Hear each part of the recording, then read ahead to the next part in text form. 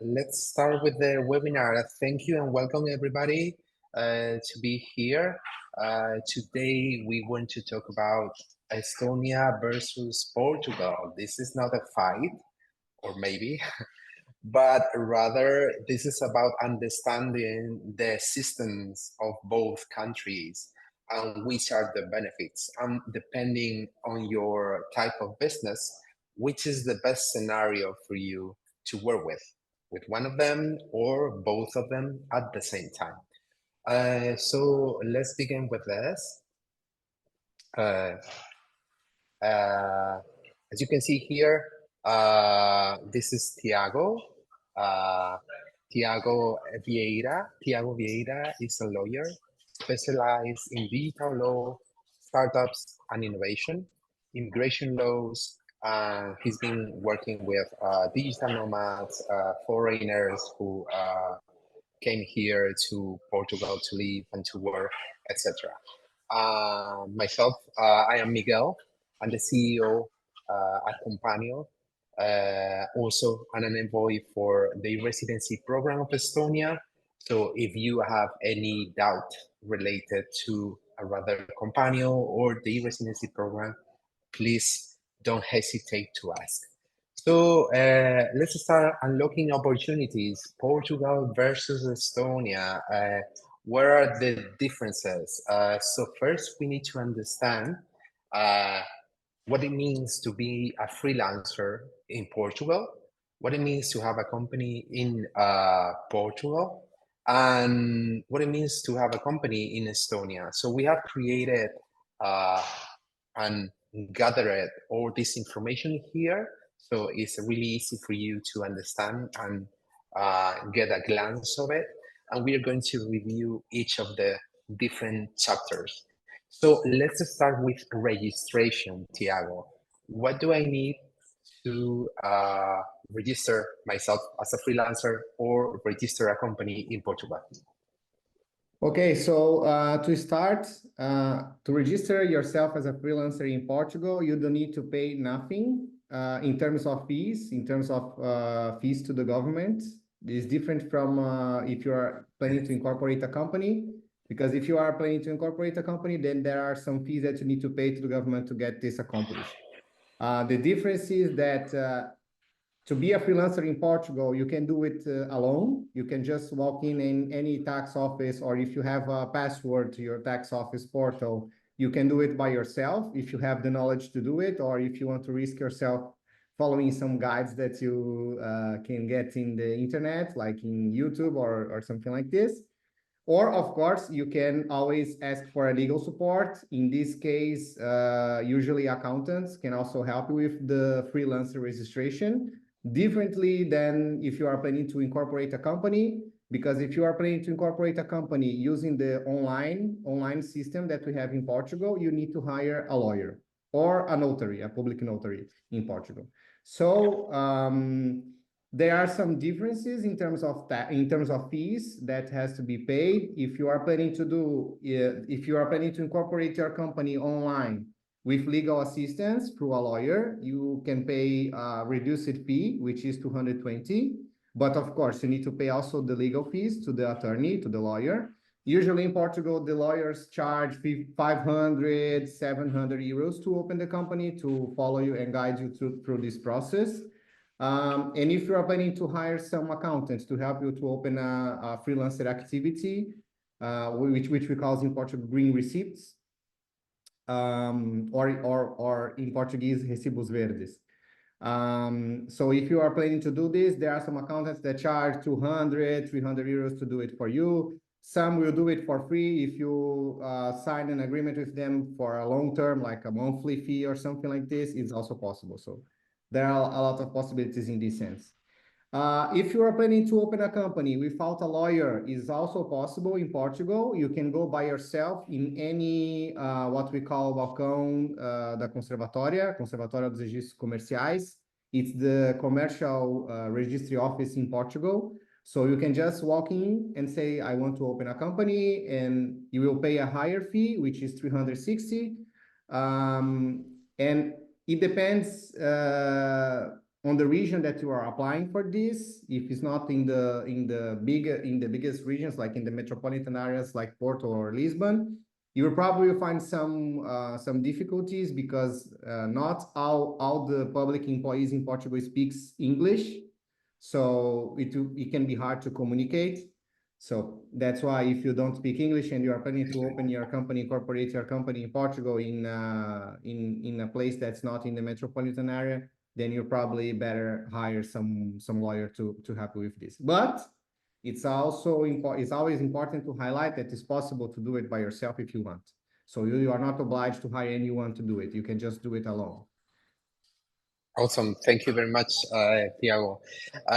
Incorporating your business in Estonia with Companio, you just pay a single fee of 265 euros plus VAT. Remember, the VAT in Estonia is 22% this year.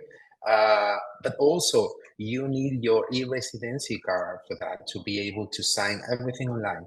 For that, you need to apply in the Estonian Police Office website. That will cost you 120 euros. And with this fee, I mean, talking about the Companio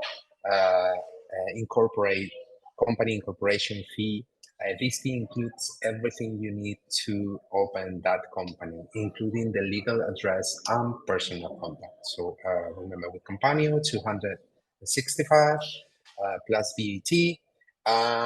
We have a platform where you do everything, all the registration process online. Okay, so we have a company in Estonia or Portugal, or we are a freelancer in Portugal. So what about the monthly payments and managing that company, obligations and taxation, Thiago? How does it work in Portugal? We have a lot of difference in terms of the obligations that you have between being a freelancer or incorporating a company in Portugal. The first thing that that you need to understand is that when you are a freelancer in Portugal, you have some exemptions. So, for instance, you don't need to pay Social Security in the first year, in the first 12 months. You don't need to pay. And you also have some tax in terms of VAT exemption if you don't invoice more than 14,500 in a year in an annual basis. So if you don't oversee this amount, if you don't invoice more than this amount, you don't need to pay VAT in Portugal. Okay, this is a very important thing, and it's very different from the company regime. But if you invoice more than this amount, then you have to pay VAT, which in Portugal for services is 23%, is 1% more than Estonia. And also, when you start invoicing more than this amount, it's mandatory that you send a declaration, a VAT declaration, every trimester. Some people are able to do it alone. Others cannot do it alone. So if you cannot do alone, or you're not feeling comfortable in doing it alone, you can. But if you don't feel comfortable doing it, you can hire some accountant to help you with this. Some accountants charge 50 euros monthly, or sometimes for a trimester. It depends. There are several ways to several types of professionals in Portugal, and usually they have different rates to. So I recommend you to make a quote with at least 3 professionals and see which one is better for you. Another thing, so after the 12 months, you need to start pay Social Security. This is regardless the amount that you invoice. This is for freelancer, okay? And this percentage that will be applied for your Social Security will be 15% over the amount, and it's paid every trimester as well. Okay, so it's paid every trimester. For companies, is very different. For companies, you don't have any kind of exemption like we have for this special regime for freelancers. And for a company, the Social Security rate that you need to pay is like twice the rate. So it's 33%. When you incorporate a company in Portugal, it's mandatory that you appoint a manager to this company. This manager can be yourself or someone else. Usually is yourself. Like if you are opening a company just for you, you don't have shareholders, you don't have partners, so you will be the manager. In Portugal, the minimum wage for this purpose now it's 510. So it will be more or less 150 Social Security paid every month. Okay. So this is mandatory and is regardless that you are invoicing things in your company or not, if you are receiving money or not. And it's very important that you pay, because if you don't pay, this can be, they can prosecute you, like make a lawsuit against you, block your bank accounts or something like this. So it's very important. It's a very big deal when you owe money to the Portuguese government. They are very serious about it. So it's very important that you follow this very strictly every month. Besides that, the accounting, differently from when you are a freelancer, the accounting when you have a company in Portugal is mandatory, different than the regime that we have, for instance, in the United States or Brazil, where you sometimes can keep your accounting optional, like you can do it yourself. In Portugal is mandatory. Okay, so you really need to pay an accountant, which in Portugal, the market price is in average 150 every month plus VAT. And VAT in Portugal, like we already said, is 23%. So you pay more or less 200 euros every month to the accountant to do it for you. So these are the monthly fees. Well, I will talk also a little about the obligations and the taxation in terms of profit. So the annual profit in Portugal, and this is a very important difference from Portugal and Estonia, you need to pay the annual profit tax every year, regardless you get this money or distribute this money among the shareholders or not. Okay, so this is a very big difference between Portugal and Estonia. This rate it can be from 70% to 21%. And it's annually, you pay annually. So simply, if they just do a math count, like what you made income and your expenses, they do one less the other. If there's money left in your company, you need to pay the profit tax over that. Okay, so this is a very important difference. Another very important difference in terms of obligations in Portugal is mandatory that you make your VAT registration.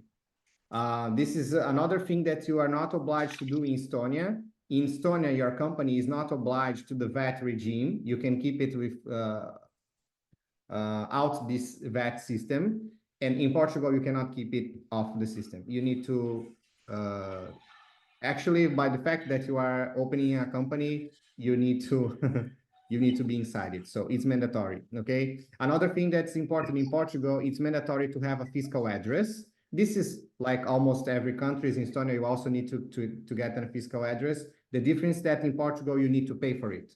So if you don't have a place, like you don't have an apartment where you can put your company, or you don't have a co-working space or whatever, you need to appoint this fiscal address. You need to pay for someone to provide you this address. And in Portugal, this can be from 30 euros to 75 euros. It depends if you are planning to rent a room or not, if you need chairs, if you need a desk, if you need a secretary, whatever. So this can be different. That's it. I think we covered the obligations and taxations and the monthly payments for Portugal. Thank you, Thiago. Wow, a lot of information to think about. Okay, let's talk about Estonia now. If you have a company in Estonia, you need to take care of the monthly business accounting. Submit also monthly the VAT as report, as Thiago said, if you have VAT number, the TS declarations, and once a year to submit the financial annual report. Companio, our platform, can take care of this. And the monthly fee you pay for that it starts from 79 euros per month plus VAT, and depends on the number of invoices. This is a dynamic price that will change every month depending on that number of invoices. Sorry, you can have a look quickly at our pricing section, companio.co/pricing, where you can just see this information with more details. And what about the taxation?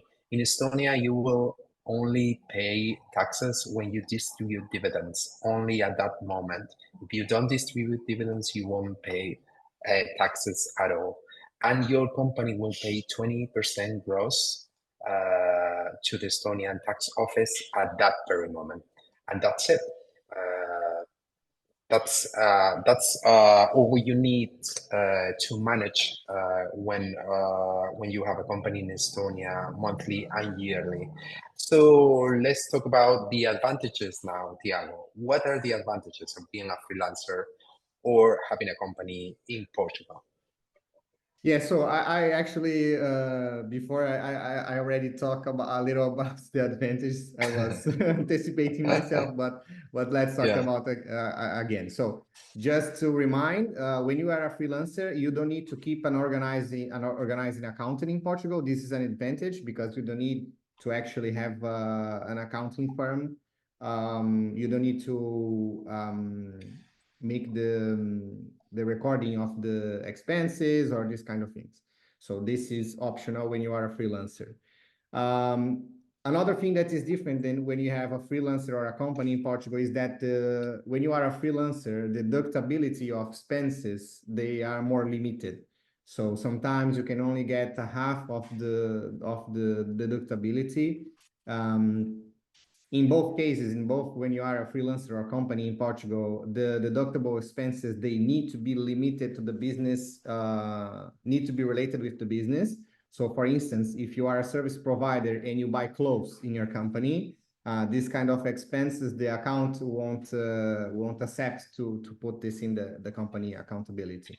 It's different if you are a clothes reseller, of course, than if you buy clothes to resell it. Of course, that this is needed for your activity, so it makes sense, and you put this as expenses.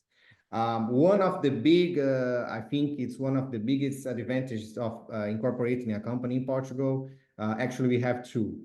One of them is that you can refund your VAT because in all European Union countries, this works more or less like this. The VAT system is like a credit debit system. So when you buy with VAT, you issue an invoice with VAT, you can credit and debit the others.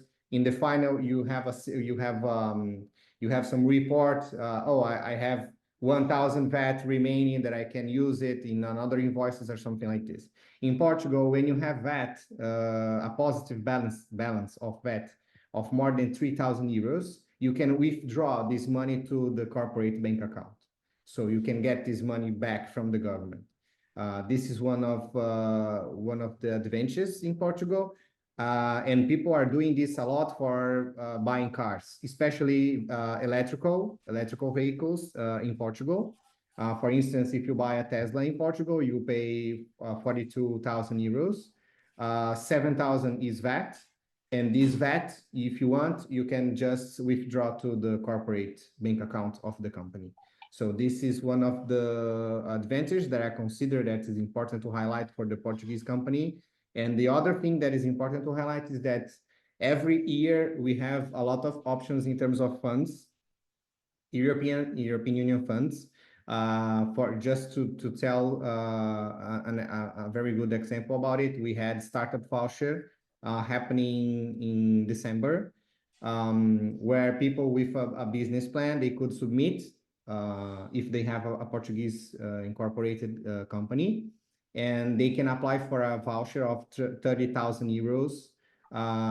It's a lost fund, so you don't need to pay back to the government. They just give you the money. Of course, you need to present the invoices and explain where the money will be spent.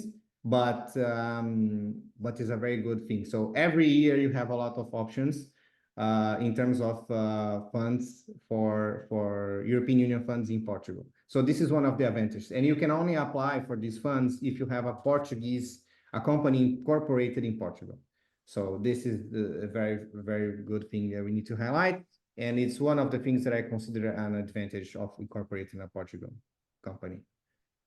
Yeah, thank you. Thank you, Thiago. So, what about Estonia? So, I think the most known advantage of having a company in Estonia is that you pay zero taxes on reinvested or non-distributed profit, meaning as long as the money stays in your company bank account, you will pay zero taxes on that.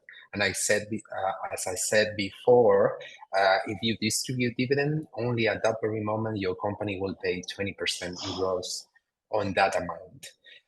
Second advantage, again, we said that before, but it's not mandatory to apply for a VAT. And even if you have it, the advantage would be that you will add zero VAT for all intra-European invoices. All those invoices will have 0% VAT. More advantages, the deductible expenses. In Estonia, all the deductible expenses are clear and simple to understand. So that usually is kind of like a nightmare in other countries. In Estonia, it's quite tidy and simple. Another one, the daily allowance. In Estonia, when you plan a business trip, all those expenses are deductible, but also after that trip, your company can send you up to 50 euros per day as daily allowance. And that daily allowance is also, you will pay zero taxes on that. And then another couple of advantages that are not very well known.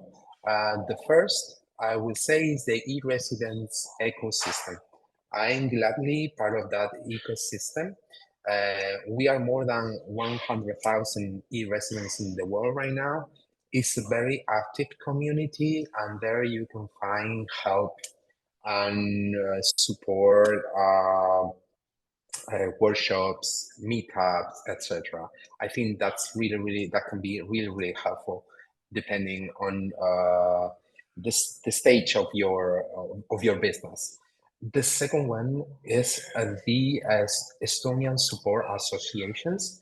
There's more than 200 support associations, and I'm talking about uh, associations that can help startups, accelerators, funding firms, etc. And you, as an owner of an Estonian company, even though you are not a resident in Estonia or an Estonian citizen, you have access to those associations the same way any other Estonian will do. Everything happens online, and I'm this is really one of the big advantages of having a company there. So okay, that's it. Finally, let's talk about hiring globally. What about hiring employees throughout the world? How can we do that in Portugal, Thiago?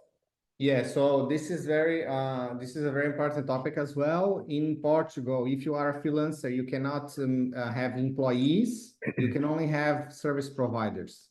And if you need to hire someone as a service provider, usually what we do is like we hire a lawyer or someone that can help with drafting a service agreement, understand the tax obligations about it, and that's it. And it's different. If you have a company, it's different. So in case that you have a company, of course, you can hire employees. And when you do it, usually we ask help from the accountants and also engage with a legal counsels, with lawyers, and do like, because in Portugal, we have a very complicated, let's say like complex employment system.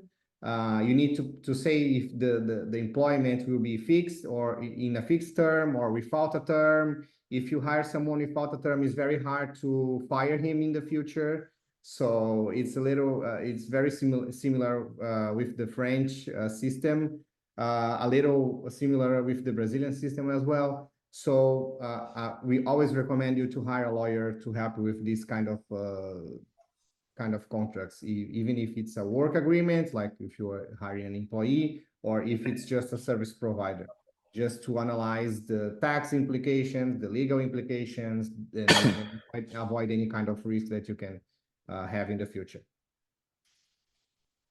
Thank you, Thiago. And what about Estonia? Well, this is not about Estonia, but about our platform, Companio. We have incorporated an option through which you can hire employees throughout the world in more than 80 countries. We have an employer on record structure, and with that, you can hire any employees in those countries as if they were working for a local company there. So you will pay them their salary, and they will be contributing to the social security and yeah, as any other employee in that country.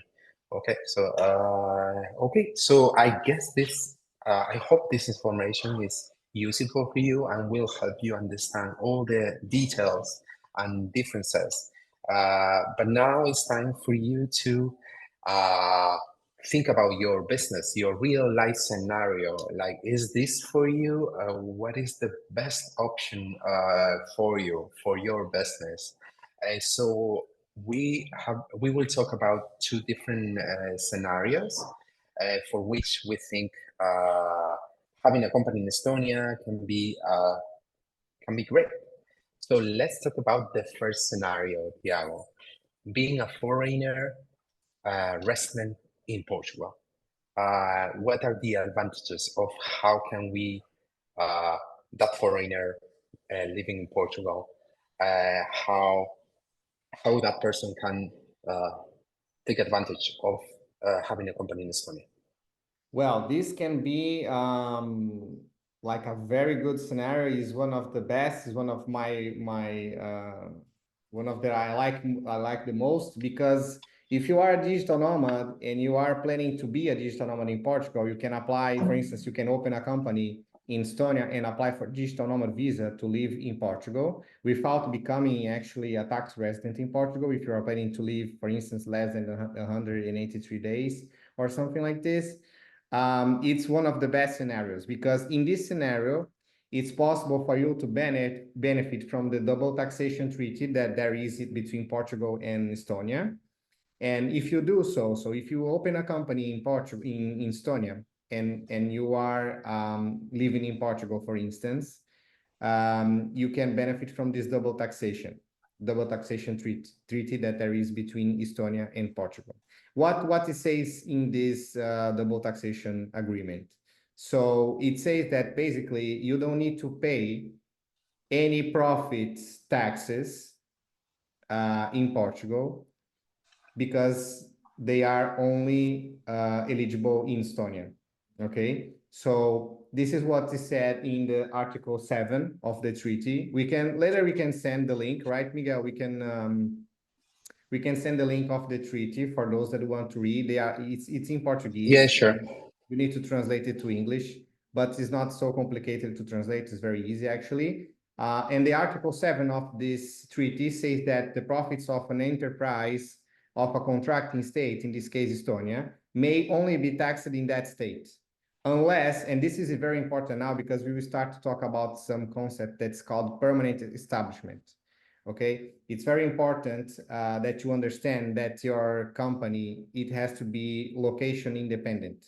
So it cannot be permanent based anywhere. It has to really be a digital business of a digital nomad or something like this. Because if you have a permanent establishment, then you will be taxed in Portugal. Okay, regardless if your company is in Estonia or not, but you have a permanent establishment in Portugal, so there's no workaround for this.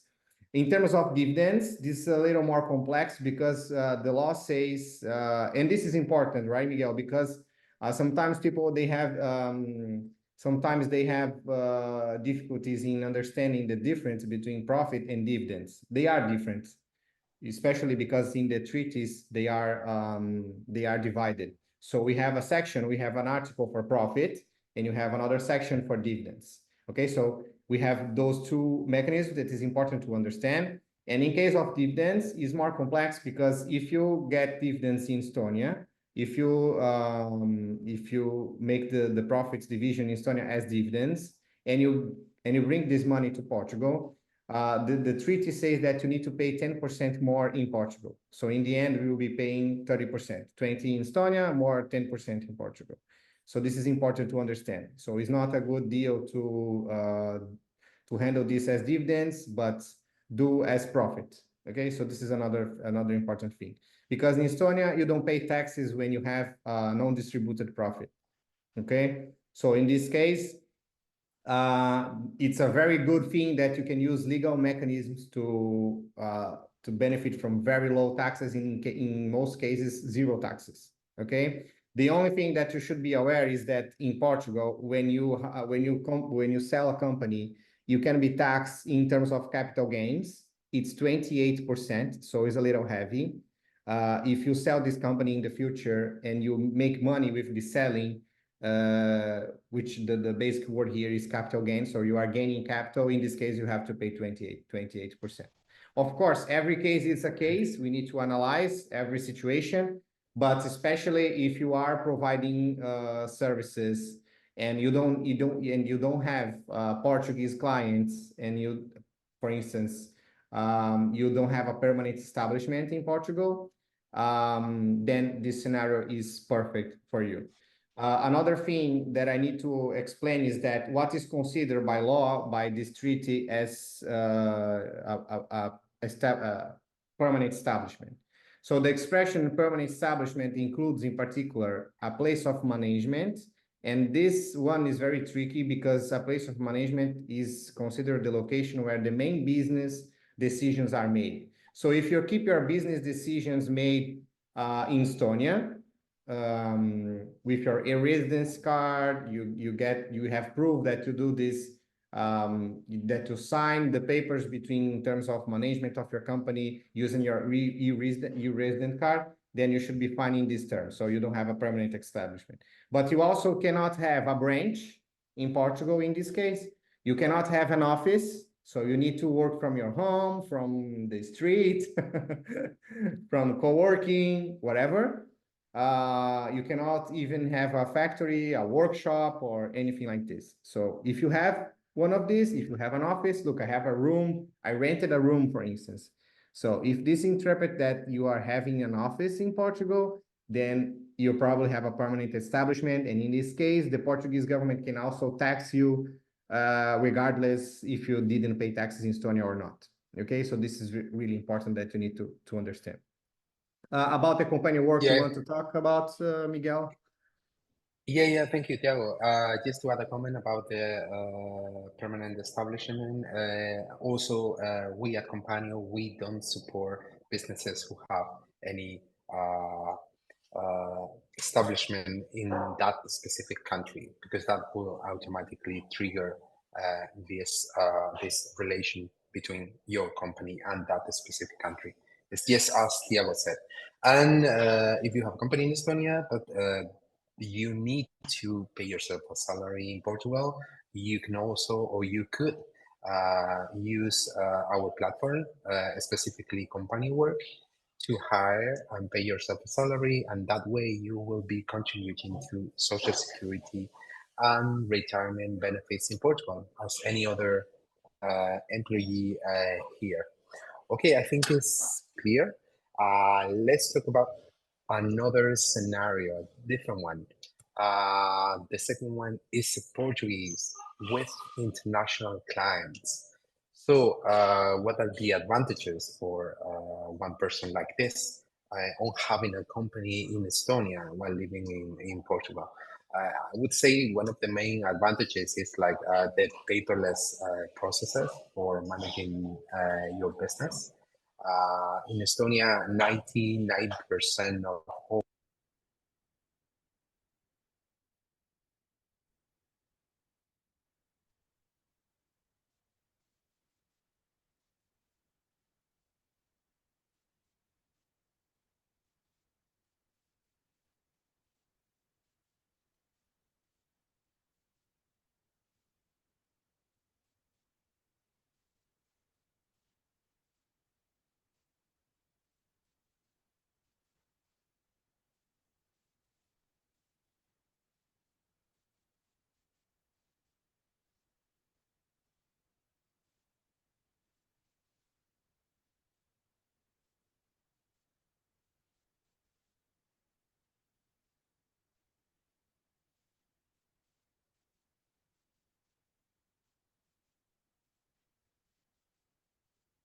We don't hear you anymore.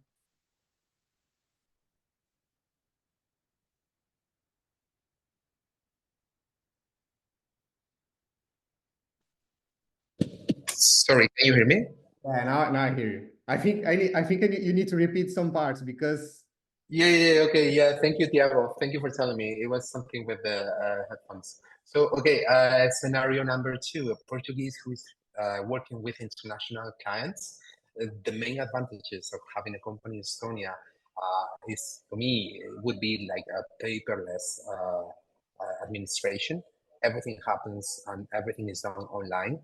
Not only the incorporation, but dealing with anything which is related to your company, paying taxes, changing the address of your company name, increasing the share capital, all that.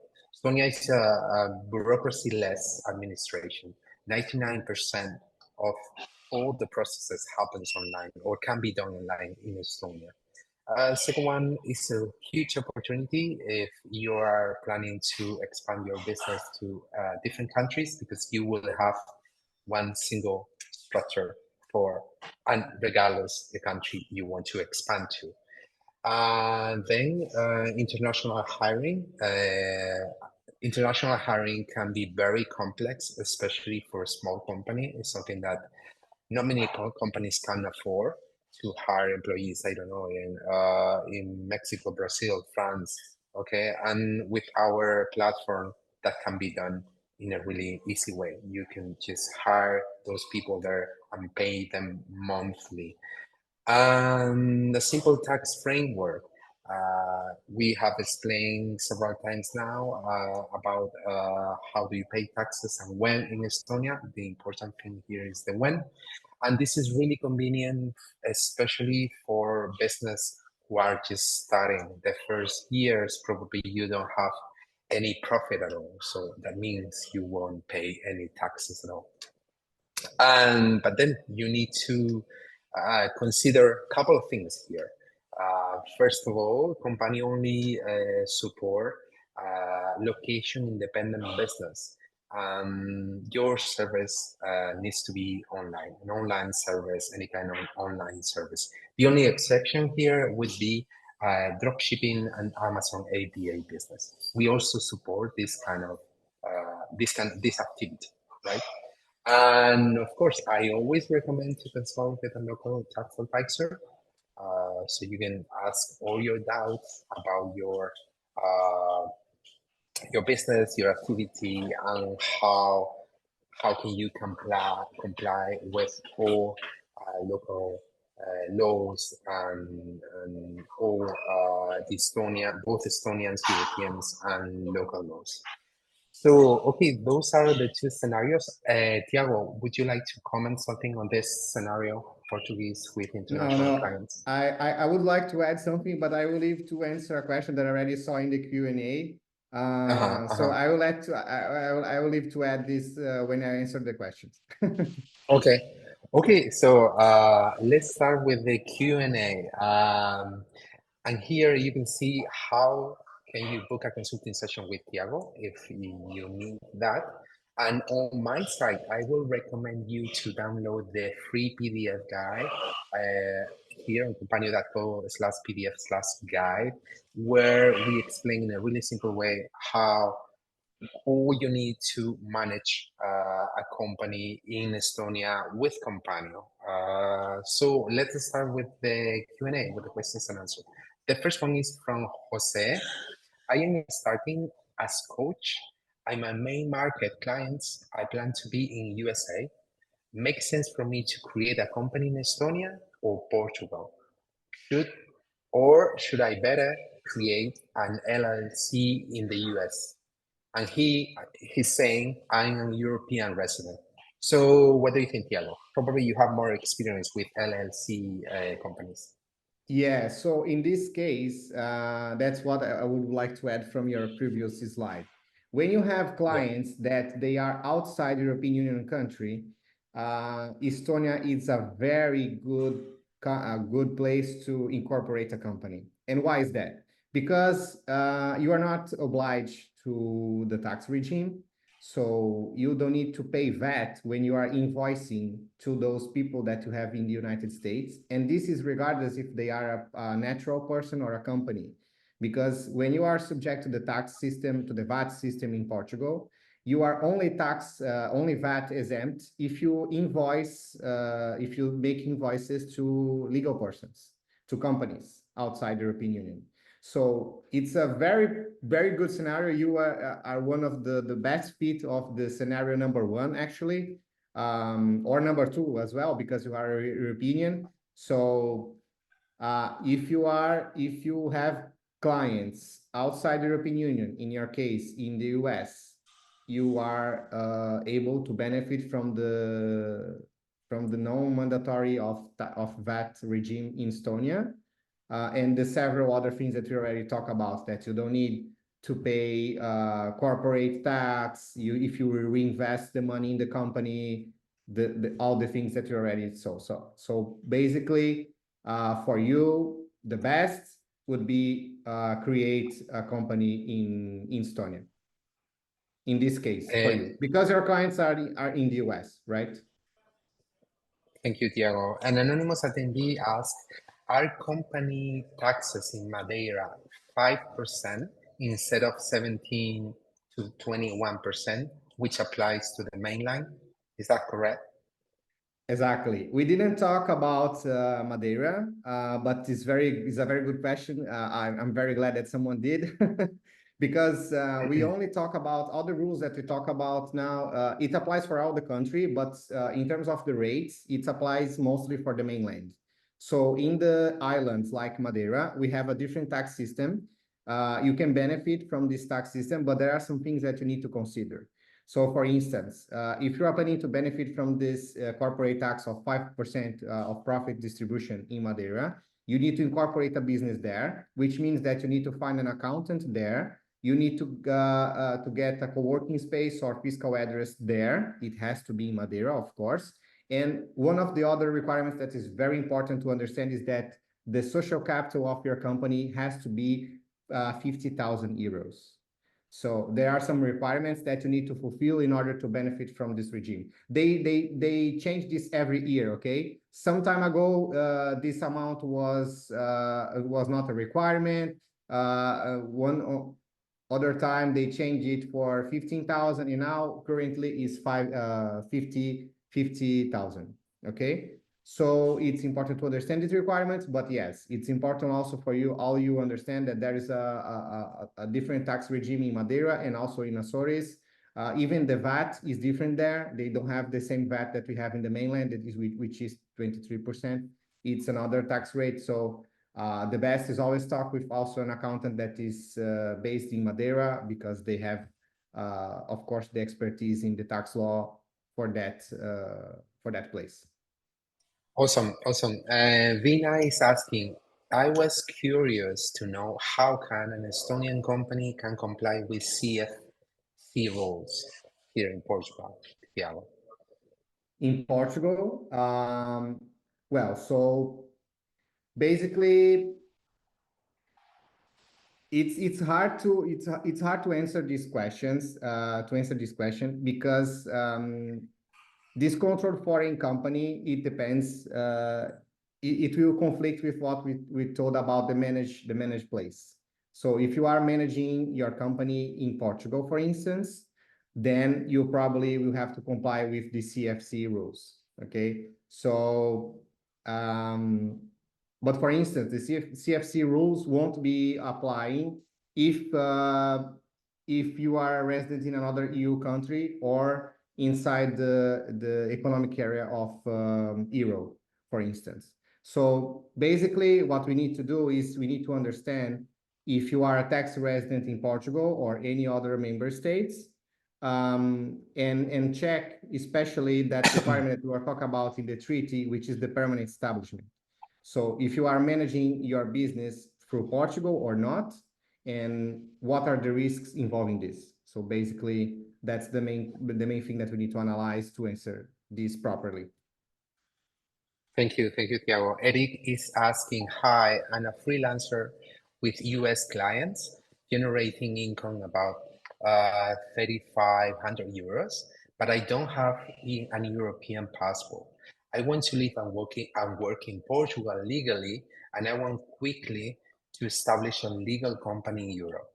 Is it possible to request a digital nomad visa in Portugal and create my own company with VAT in Estonia to be able to invoice my clients? Is this possible? How long does it take? What is the fastest way? So I guess you will answer Thiago about open the company here in Portugal, and I will answer him about opening the company in Estonia.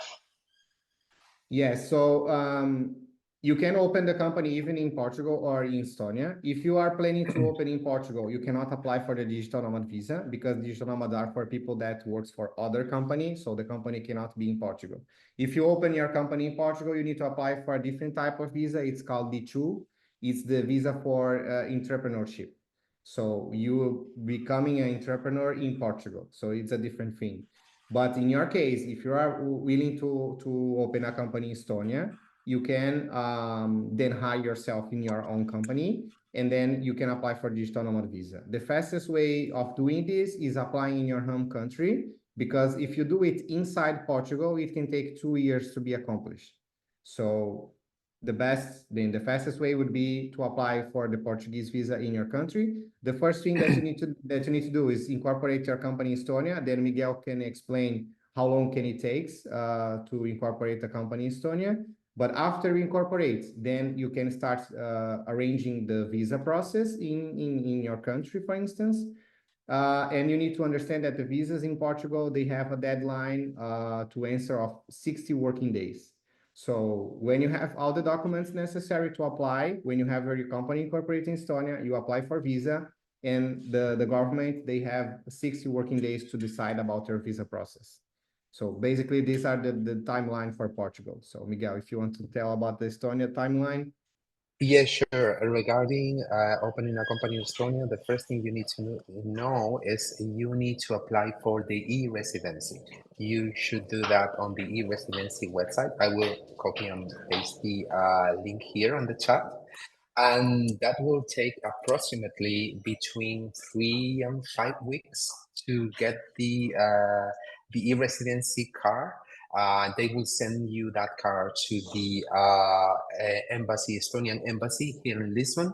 So once you get that e-residency card, you can sign online with us, with Companio, and it will take between 2 days and 1 week to get to have your company active and being able to start invoicing your customers with a European VAT number. So remember, e-residency card around 3-5 weeks, and then signing online with us, and you will get your company running between 2 days and 1 week.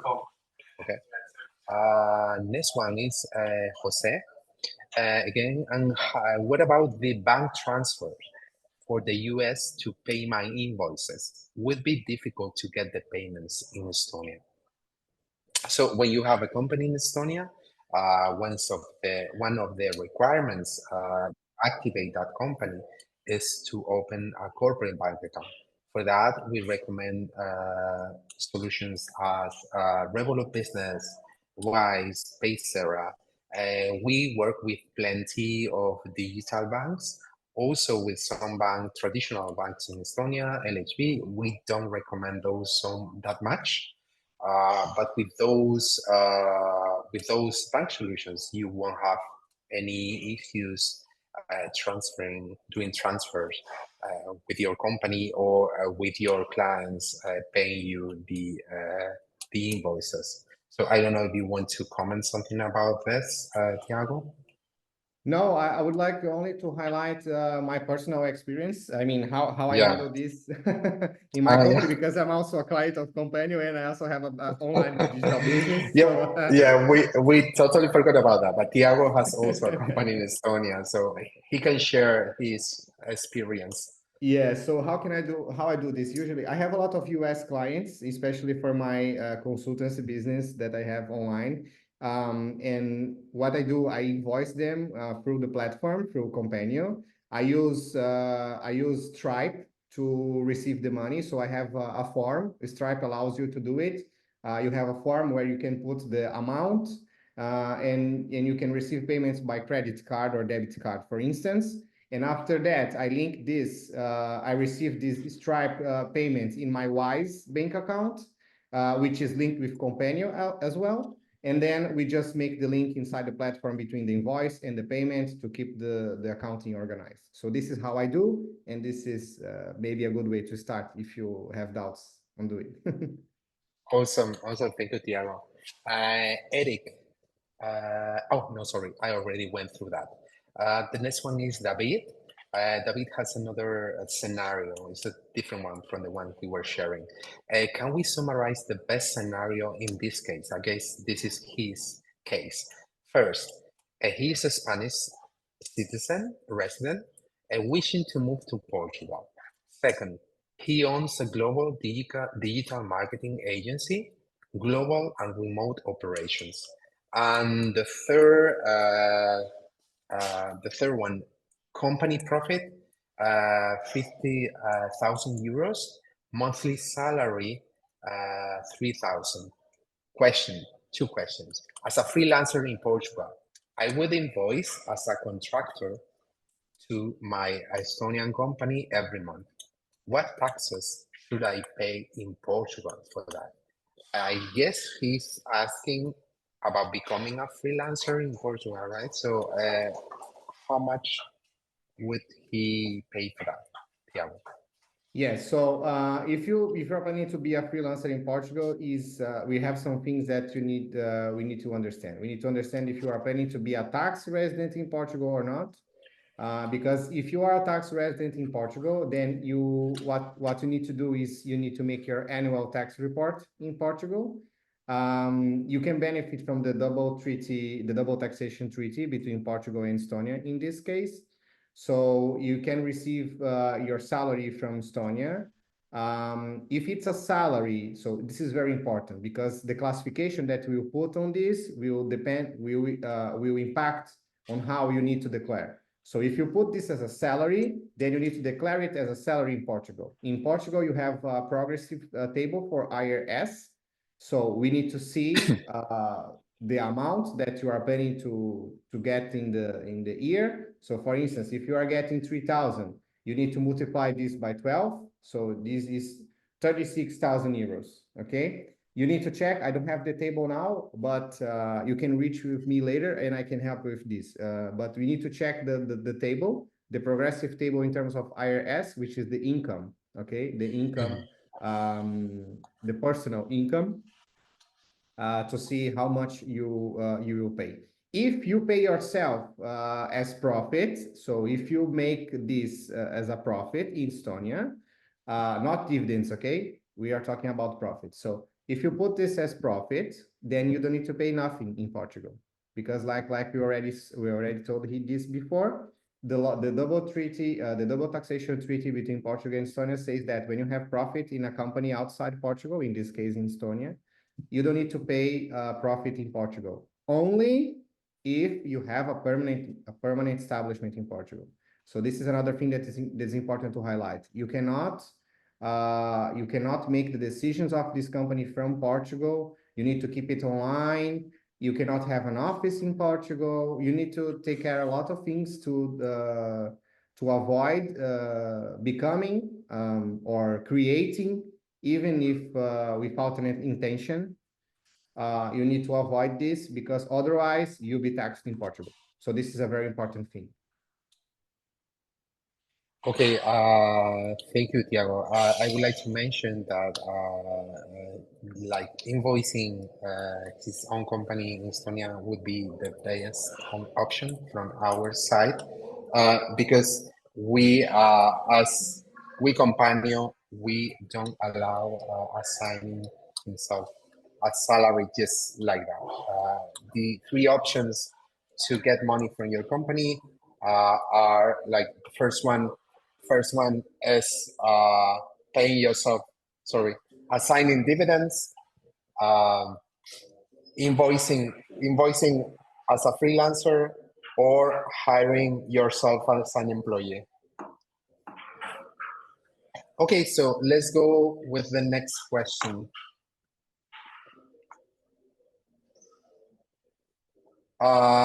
David, no, sorry, Jose.